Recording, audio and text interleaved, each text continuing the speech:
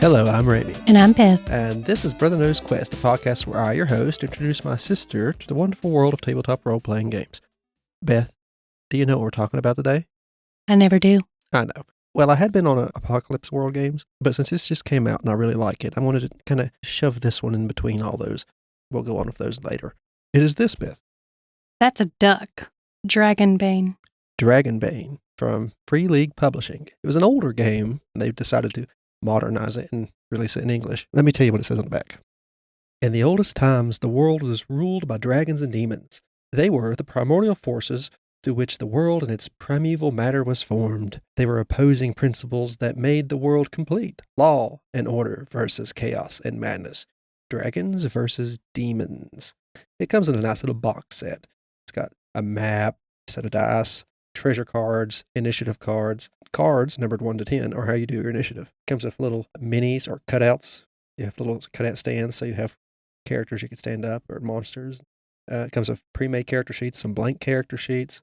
And it comes with all kinds of stuff. Like 2 different maps, actually. One's just a battle map and one's a region map. It comes with a large adventure, which is a series of smaller adventures. And it comes with the rule books. I also bought the version that came with a GM screen. Now, what we're going to do first, since the setting is more of I think it's called the Misty Vale, but I really won't talk about it till later because it will contain a few spoilers, and it warns us not to actually go into that. As soon as you pick up the book, it says, this is for the GM, do not read this book. So I won't go into that first. I'll go into more the characters and stuff like that. By the way, that's called a mallard. And it's murderous. A murderous duck. Yes. Humanoid. How you create your character, they call them kin. You choose your kin, note down your innate ability that the kin has, choose a role for your profession. All these you could choose a role, except for your innate ability, because whatever you roll for your kin will have an innate ability. So you roll for your kin, roll for your profession, roll for your age, roll for your name, if you want to. All these things can be chosen, by the way. You don't have to roll, but I like to roll for things when they give you an option. Roll for your attributes, calculate your derived ratings for those attributes, choose your trained skills, note your heroic ability, choose or roll your weaknesses, choose or roll your gear, choose or roll your memento, and choose or roll your appearance. It comes with all that. You have human, halfling, dwarf, elf, mallard, which is murderous ducks. Yes. Or wolfkin, which are wolfkin. I mean, just the name. It's a dog-like person. Anthropomorphic dog people. Each kin has an innate ability that no other kin can learn. Mallards have 2. Most cases using such abilities require willpower points. That just determines how much you can use your special abilities, or magic, depending on what you are. All of these can speak common tongue, but non-human kin often have their own language that few humans can understand, so they know 2 tongues usually. You have humans are the last born, they're a younger race. The other kin have songs and legends about times before the dawn of humanity. Today the humans have spread across much of the known world, and it has some sample names for your character. You could roll on 1d6, like Joran, Tame, Lothar. You have adaptive, costs 3 willpower points to do this. When rolling for a skill, you can choose to make the roll using another skill of your choice. You must be able to justify how you use the selected skill instead of the normal one to your GM. That's very useful. You are quite adaptive. Then you have dwarfs. Dwarfs are the oldest of the elder folk, at least according to their own chronicles. They're immensely proud, traditional people. Dwarfs feel a strong connection with the bedrock and the roots of the world, which makes sense. They are known to be tunnelers and builders. They are blacksmiths, artisans. They can craft wondrous items. Warriors are armed with axes, warhammers, and other heavy melee weapons forged with their underground smiths. Well, let's go over the unforgiving. Willpower points 3. This is for dwarfs. You can activate this ability when attacking someone who harmed you in the past for at least 1 point of damage, and get a boon, which is basically your version of advantage. You roll 2 dice and take the better number, and get a boon on the roll. It does not matter when the damage was inflicted. It may be wise to write down the names of everyone who harms you so you don't forget them. And you have names like Erd, Tront, Hollowed, stuff like that. But they call it unforgiving, and that's the dwarven thing. I kind of like that. Somebody ever harms you, you just never forgive them. And then you get halflings. Halflings are short humanoids often found on hilly farmland where they live in earthen dwellings and well-stocked larders. Basically a hobbit.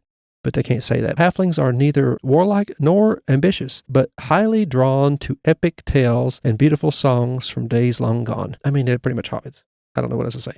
But they do have cool names like Snappy, Brian, Bumble, ability, hard to catch, willpower points 3. That's what it costs. You can activate this ability when dodging an attack, getting a boon to evade roll. So you get advantage on evading things.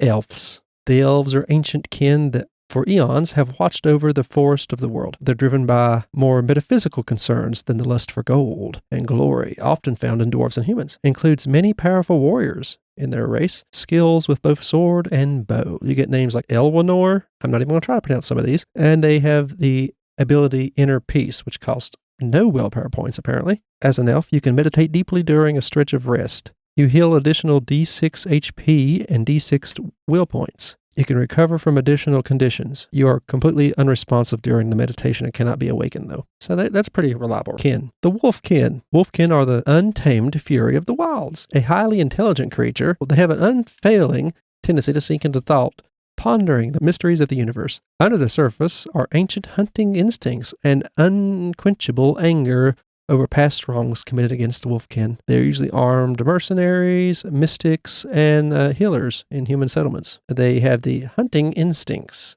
3 willpower points. You can use this ability to designate a creature, insight, or a creature you can catch the scent of as your prey. This counts as an action in combat. You can follow the scent of your prey for a full day, and you can spend 1 further will point to gain a boon to attack against your prey. They have names like Wild, Lurium, and Frostbite. I like that. Now, the Mallard. The origins of the Mallard are shrouded in mystery. Some say they came from a mighty island realm that was swallowed by the sea thousands of years ago. Others believe them to be a result of failed magical experiments. But now they're common sight in the world. They have a knack for trade. They seek their fortunes as brigands, pirates, mercenaries. Despite their diminutive size, they are fierce in battle and feared by many for their murderous rage they go on. Let me tell you about their names first. Splats, McGee, Quixum, Haskwell. I like Quixum. Anyway, they have 2 abilities. The first one doesn't cost any willpower points, and it's called Webbed Feet. As a Mallard, you also gain a boon to all swim rolls. You can always move at full speed in or underwater. But Ill-Tempered is the one that costs 3 willpower points. Mallards tend to have a chaotic temper. You can activate this ability, not an action, when making a skill roll and get a boon to the roll. You can also become angry, if you're not already. This ability cannot be used for rolls against intelligence or intelligence-based skills because you're angry and not thinking straight because you're a duck. I should also tell you about the professions. There are 10. You could be an artisan, a bard, a fighter, a hunter, a knight, a mage, a mariner, a merchant, a scholar, or a thief. A lot of these are familiar to anybody who's played fantasy games, or just by their name is familiar. But I'm going to mention some details about the ones that are not as common, like artisan. With a decent hammer, a trowel, and mortar, a skilled artisan can astonish even the gods. They are builders, bricklayers, blacksmiths, tanners, coopers. They bring order and structure out of the chaos with their creations. They build bridges, houses, fortifications, forge weapons and tools. Your key attribute is strength. Your skills of axes, brawling, craftsman, knives, hammers. Your heroic ability could be Master Blacksmith, Master Carpenter, or Master Tanner. You have nicknames like Stonehammer, Wood Cleaver, Iron Master. Now that's not something even D&D's Artificer does. They can build odds and ends, but it's very specific. You can be a master carpenter on an adventure in this game. I guess that's what Mario is, but he's a plumber. The Mariner, there's a fighter in D&D, I think, called a Swashbuckler. Maybe it's a rogue. I can't remember, but this makes me think of that. The Mariner. Some seafarers are forever sworn to the high seas. Others stick to rivers and lakes. But all of them have one thing in common: a symbolic relationship with the element of water, and often in a specific lake, river, or bay. Coastal pirates, privateers, and surly ferrymen to whalers, explorers, and authoritative captains of maritime trade expeditions. There's a lot of things you could be if you're a mariner. Their agility is their best tribute. Skills are like acrobatics, awareness, swimming, swords, stuff like that. Heroic ability is sea legs. You have nicknames like Whitewater and Salt Splash and Sea Dog. And then you have a merchant. Can you imagine? You're an artisan, a merchant, probably a duck at the same time, or a pirate. I mean, all these things are just amazing to me. Buying cheap and selling dear is the golden rule of merchants. No commodity too complex, no deal too small or insignificant. Inside every piece of copper is a future gold coin. And inside every creature, living or undead, is a customer with needs and dreams of luxury. Some merchants run permanent shops in towns or villages and other settlements. Others travel with trade caravans and adventuring companies in constant search of exotic luxury goods, new customers, and marketable artifacts. Their best skill is at charisma, obviously. Their skills are awareness, bartering, bluffing, evade, knives, persuasion, sleight of hand, spot hidden, and their heroic ability is treasure hunt. They have nicknames like Silver Grin, Gold Tooth, Skin Flint, Lard Belly. That's polite. Yeah. Scholar, which looks like a Renaissance era Scrooge McDuck to me. He's Oh, yeah, I've seen that too. yeah. It does. Let's see what it says about scholar. Scholarly individuals gather knowledge about nature and the shrouded history of the world. Some are specialists with specific areas of expertise, such as monsters, plants, or the dead languages of the world. Others pride themselves in avoiding limitations and dedicating themselves to an all-encompassing, non-discriminatory pursuit of knowledge, where the mating calls of dragons, the foaming of beer, and the inner workings of minerals are all covered by the same academic system. They are often versed in myth, legend, and folklore, obviously, and ancient languages. Their key attribute is intelligence. They have awareness, beast lore, myth, legends, spot hidden, healing, stuff like that. And their heroic ability is intuition. And their nicknames can be things like Dustling, Farsight, the Lettered, the All-Knowing, the Plump and Learned. Those are the more odd professions you can come across in this game. Joey's afraid of geese. I mean, they're very vicious. Yeah, but this is clearly a duck and not a goose. It's a mallard. It's right in the name. What's a mallard? A type of duck. Ducks aren't usually that vicious. Mine are very sweet. I got runner ducks. But he apparently got attacked by a bunch of geese one time, and now he's afraid of them. Well, they do. They can be vicious. So, I think it would be funny to go after him as a duck. You dress as or play as a duck. There have effects of age on here. You roll a d6. 1 through 3, you're young. 4 or 5, adult. And 6, you're old. You can have 6 plus 2 trained skills if you're young. You can have 6 plus 4 trained skills if you're adult, and 6 plus 6 trained skills if you're old. But if you're old, you get -2 to con, agility, and strength, and +1 to wisdom and intelligence. If you're adult, you get no pluses or minuses to anything. It's just a blank slate. But if you're young, you have agility and constitution +1. I kind of rather play old, to be honest. I want to be a duck. An old duck. That's fine. As long as I'm a duck. A murderous duck. Yeah. It tells you how to roll your scores. 4d6, remove the worst die. There's other ways to roll. It has options. Attributes: strength, constitution, agility, intelligence, willpower, and charisma. They have a list of weaknesses you can pick: gullible, greedy, gluttonous, kleptomaniac, vain, reckless, fearful of magic, crave knowledge, child of the wild, boastful, violent. Of course, magic is based on your intelligence. They have encumbrance rules in here, but it's pretty simple. You can carry a number of items equal to half your strength score, rounding up. Experience: adventure brings many challenges. If you survive, you get some experience. When you have rolled a dragon or a demon, which is what they call it, if you roll you roll under on this game. So rolling a 1 is the dragon. It's the best roll you can do. Rolling a 20 is a demon, which is the worst roll you can do. So you roll under on this game. That's pretty cool. But the GM will ask you certain questions. Did you participate in the game session? Did you explore a new location? Did you defeat one or more dangerous adversaries? Did you overcome obstacles without using force? Did you give in to your weakness? It's an optional one right there.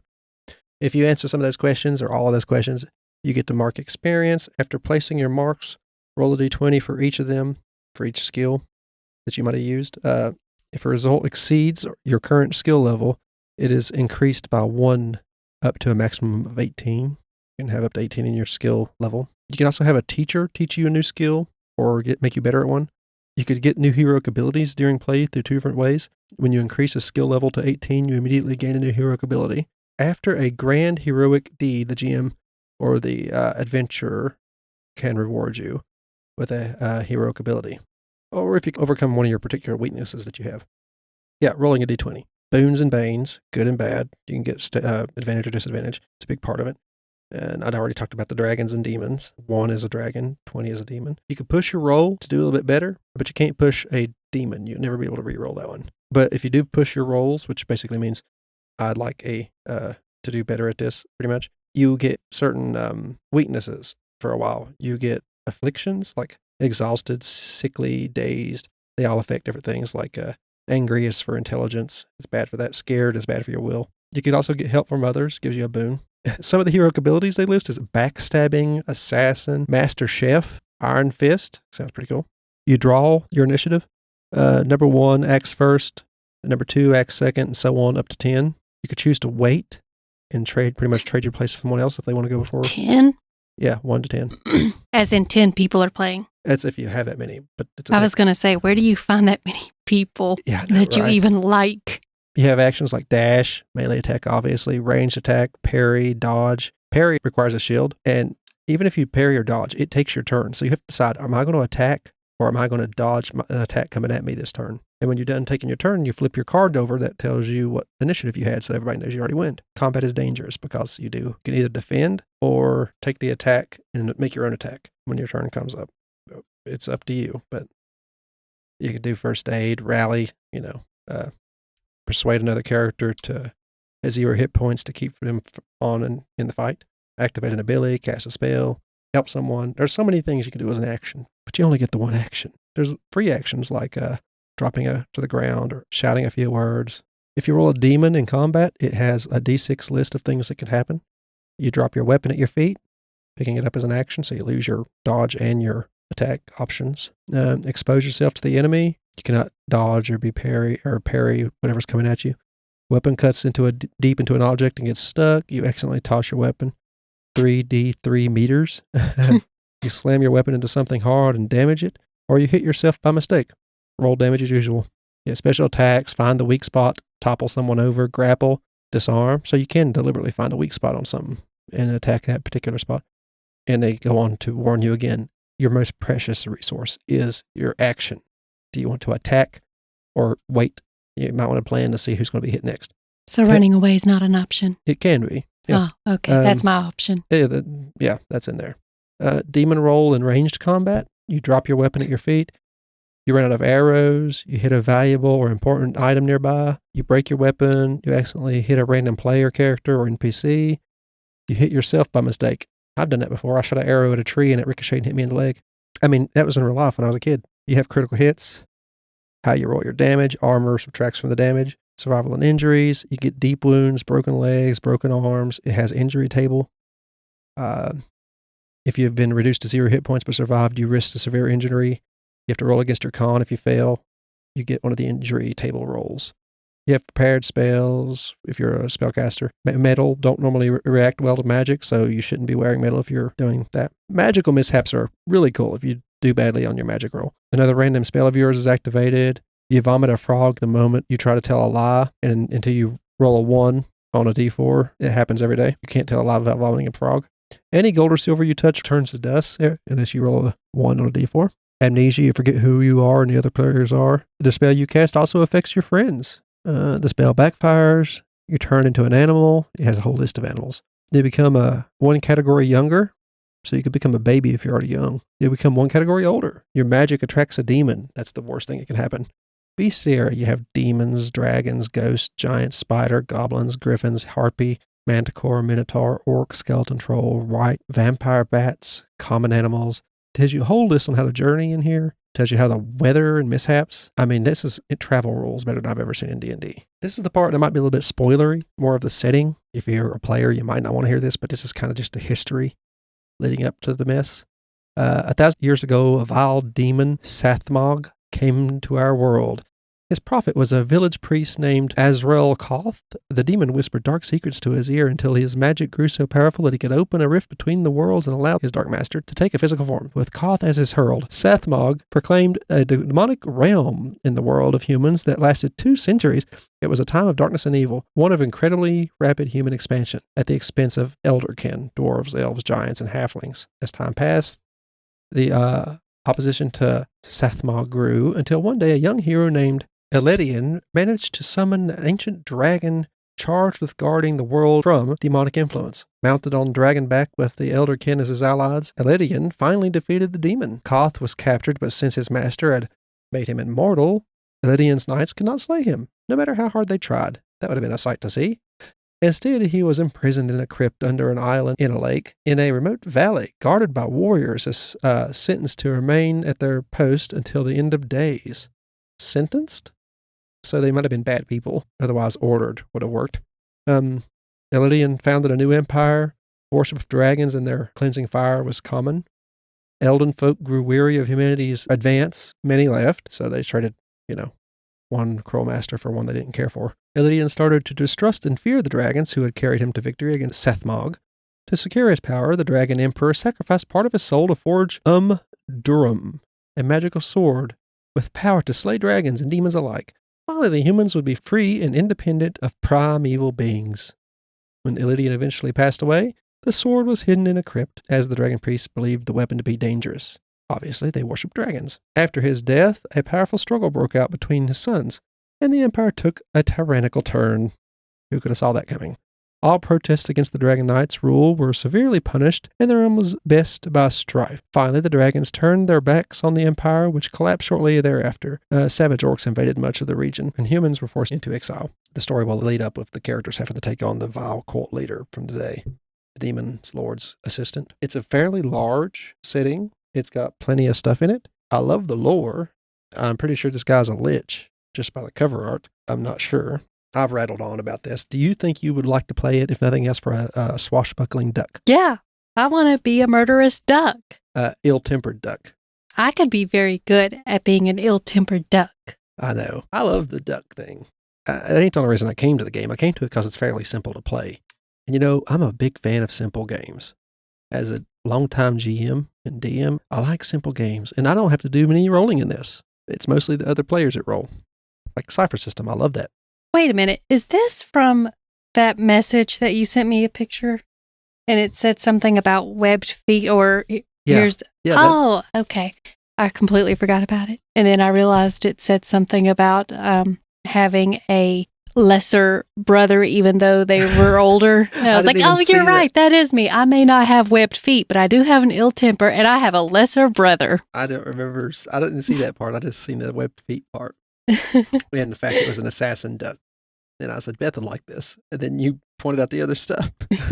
I know I could get you to play this because it's not really complicated. And really all you got to do is say, yes, I'm going to try and dodge this or not, and roll to do your attacks. And I just kind of chill. And you can play as that angry assassin duck. I couldn't talk about the setting without being a major spoiler, because the setting book is literally the adventure book. So I'd have to read the adventure book and then tell you about the adventure. But it does have a lovely map that comes with it. If you like the idea of playing this or want to look more into it, we will have affiliate links for this game in the description. The PDF will be from DriveThruRPG, and the print version will be from Amazon. If you use those links to buy it, it helps us out. The PDF is cheaper, and I think there's a free PDF as well, like a sample. If you want to get into the quick start rules from DriveThru, I'll put it in there.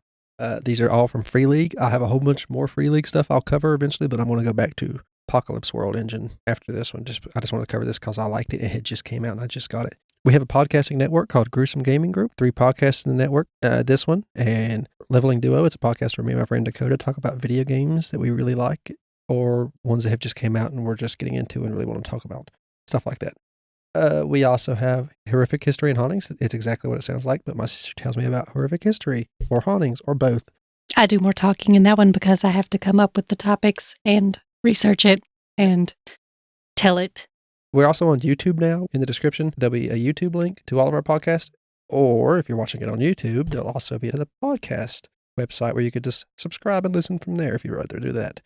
Any of them that you can leave a review on or like and subscribe, please do. Tell us what we're doing wrong. Tell us what you'd like to hear us cover. That'd be nice too. But thank you for listening. I've been Ramie. And I'm Beth. And this has been Relentless Quest. Bye-bye.